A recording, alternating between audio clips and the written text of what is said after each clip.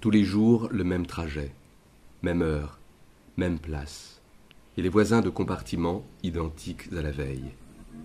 On enlève son manteau, on s'assoit dans le sens de la marche, et le train démarre. Le paysage défile, toujours le même et jamais tout à fait pareil. Le regard se laisse aller à rêver et glisser à la vitesse du train, des endroits que l'on connaît toujours sous le même angle. Il suffit qu'un jour, le train rencontre un problème technique, une avarie, un accident, et tout s'arrête, se transforme radicalement. La perspective ainsi modifiée nous déstabilise. On ne sait plus où l'on est. Pourtant, le train s'est arrêté dans une gare du parcours. Il a fallu descendre, sortir du cocon chaleureux du compartiment pour rejoindre la gare, plus aucun train ne pouvant circuler suite à un accident matériel. On se retrouve devant la gare, sur le trottoir, et l'on regarde la foule des voyageurs perdus, sortis d'eux-mêmes et de leur tranquille habitude, mis en danger, littéralement ailleurs. Sur le pont Saint-Louis, une jeune femme accoudée sur le rebord du parapet paraît attendre quelqu'un. Elle ne le connaît pas. Ils ne se sont jamais rencontrés. L'impression d'un rendez-vous auquel il se rend sans même y avoir été invité. Mais cette image-là de la jeune femme à cet endroit précis du pont, sous cette lumière, en cette position, bras gauche replié contre sa poitrine, posé sur le dessus du parapet métallique du pont, bras droit relevé, main dans les cheveux, le geste de se recoiffer brusquement arrêté dans son mouvement, la joue au creux de sa paume, dans l'attente, c'est une image qu'il gardera toujours en tête. Incapable d'en saisir l'origine, s'il l'invente ou la fantasme, cette image s'imprime dans son œil d'abord, dans son esprit ensuite.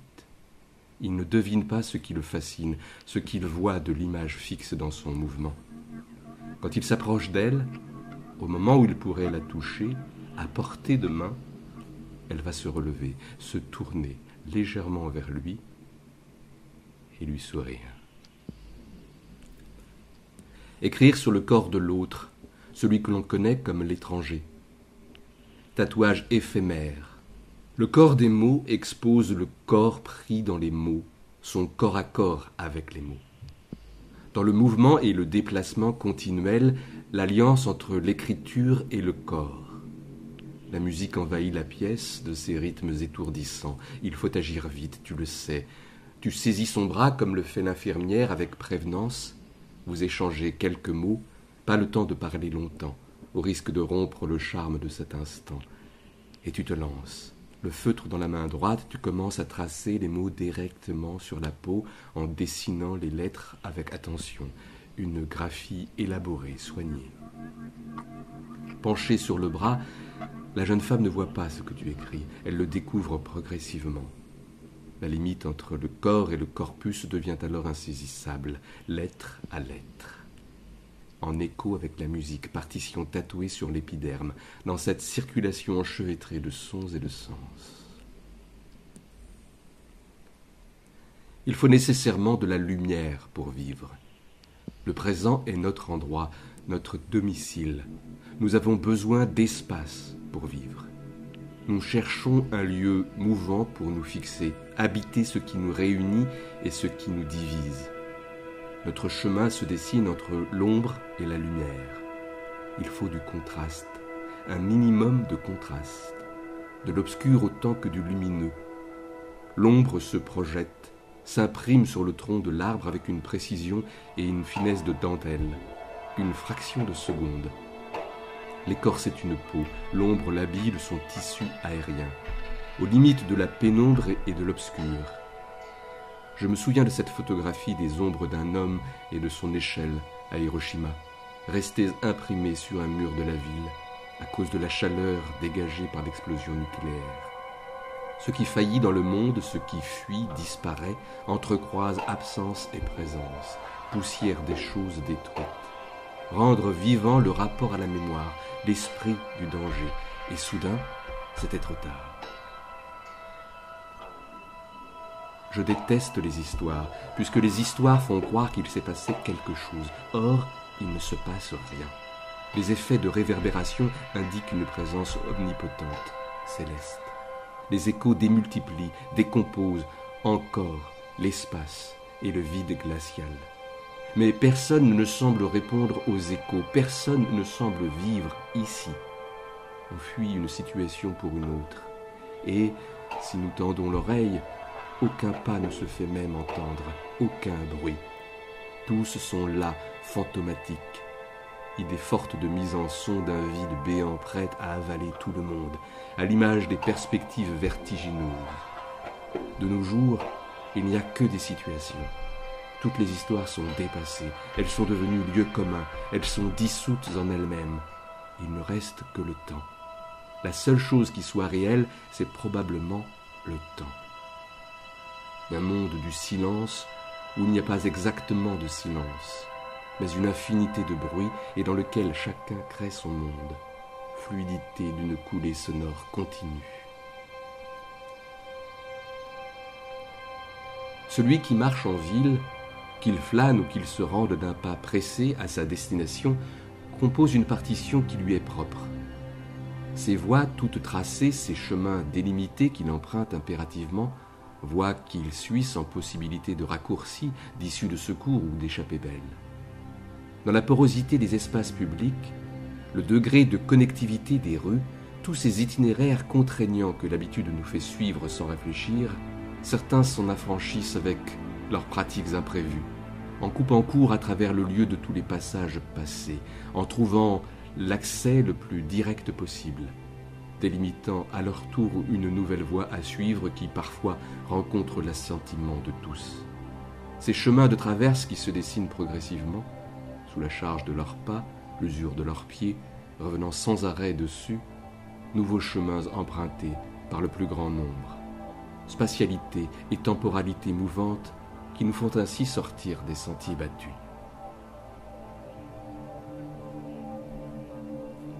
Le provisoire est le propre de la ville. La métamorphose, son quotidien. Quand j'ai des doutes, quand je ne parviens plus à réfléchir, que je me sens oppressé et ne comprends plus rien, je me lève et je sors marcher.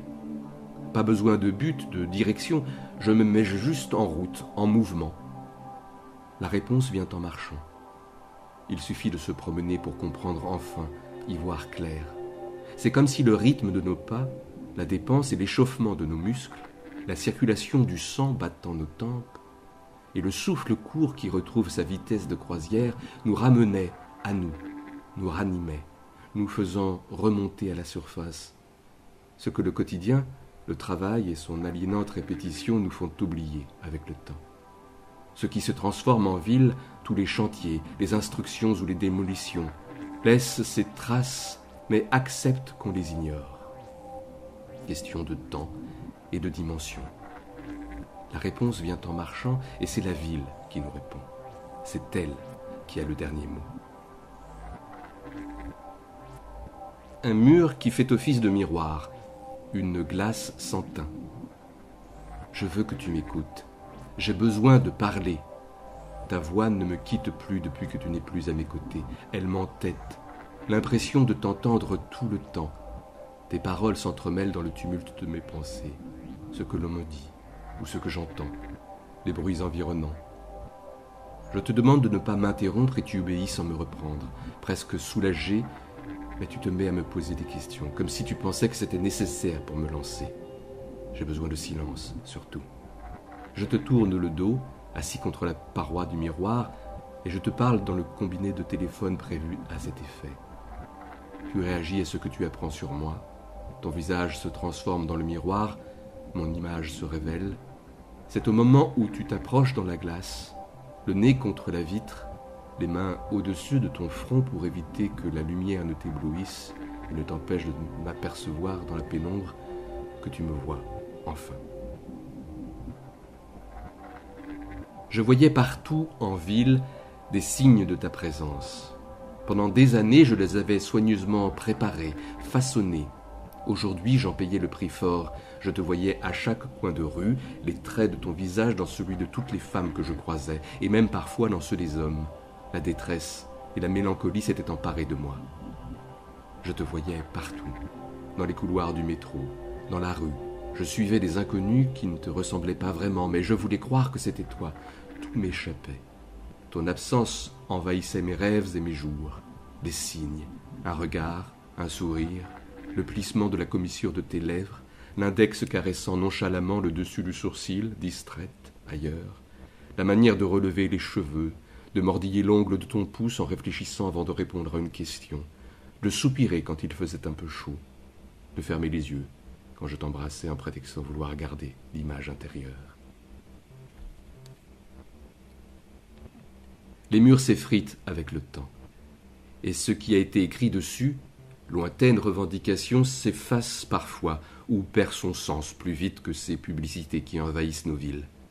Ici, c'est l'absurdité du système sécuritaire, un temps dénoncé sur ce mur gris et nu qu'une caméra de surveillance cadrait. On se demande bien pourquoi.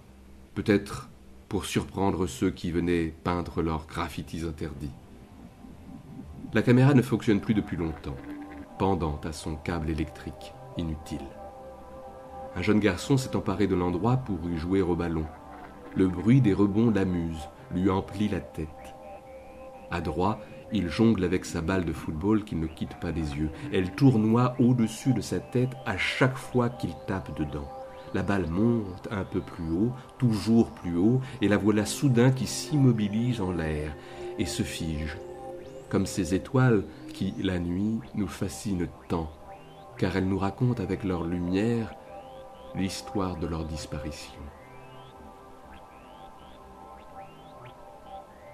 J'imagine un miroir qui garde en mémoire l'ensemble des visages qu'il a vus, croisés au fil de son histoire. Et chaque fois qu'on s'en approche, ce n'est pas notre visage qui apparaît, mais l'assemblage hybride de l'ensemble des visages enregistrés depuis sa mise en place. Je sais que ton image y figure en bonne place, et je me réjouis de pouvoir ainsi t'y retrouver selon mon désir, convoquer ton souvenir dans nos portraits mêlés, notre visage commun, celui de notre couple agrémenté de tous nos amis, s'étant un jour regardé furtivement dans ce miroir. Mais je me rends compte également de la cruauté de ce projet, figé à te contempler rêveusement dans l'assemblage hétérogène de cette image, ton visage commençant à s'estomper et s'effacer peu à peu au détriment du mien qui vient se superposer au tien. Mais je n'ai pas besoin d'un miroir, c'est le souvenir de ton image que je veux garder pour toujours. Ce miroir se souvient encore de toi, de ton visage, mais il t'efface quand je m'y reflète. Avancer dans la rue, s'y projeter, regard à l'affût, enregistrant mentalement tout ce que je vois, ce qui attire mon attention. Le geste d'une femme réajustant à la hâte sa coiffure, le jeu d'ombre des feuilles des arbres dans lequel le soleil tisse sa résille. Un enfant saute de joie en voulant attraper un pigeon. Un couple s'embrasse, l'homme de dos collé contre le mur recouvert de graffitis. Le photographe ne travaille pas dans le présent, mais dans le futur antérieur. Je découvre plus tard ce que j'ai vu, une fois l'image révélée. Vivre le présent de son expérience comme le passé d'un futur. Mais ne garder que l'essentiel, sur le moment même du trajet, se limitant à 2 photos, selon le principe des contacts successifs. Là où d'habitude nous aurions pris des centaines de clichés, se limiter à ces 4 photographies. Ce que l'on retient des captures d'instants dont la juxtaposition raconte les coïncidences et les rencontres. Notre cheminement dans la ville.